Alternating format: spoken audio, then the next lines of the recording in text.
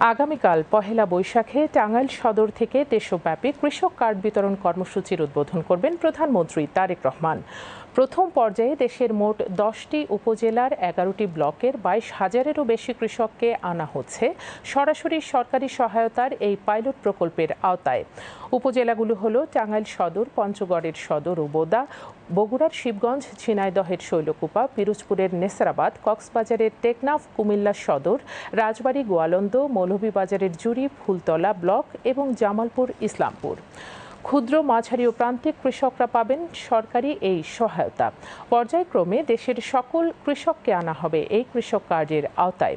কৃষক কার্ডের মাধ্যমে সরাসরি বাৎসরিক 2,500 টাকার আর্থিক সহায়তা সহ সরকারি ভর্তুকি, ন্যায্য মূল্যে বীজ ও কীটনাশক, সহজ শর্তে কৃষি ঋণ, কৃষি বীমা, কৃষি সেচ, উৎপাদিত পণ্য বিক্রির সুযোগ ও আধুনিক যন্ত্রপাতি সহ মিলবে 10 ধরনের সুবিধা।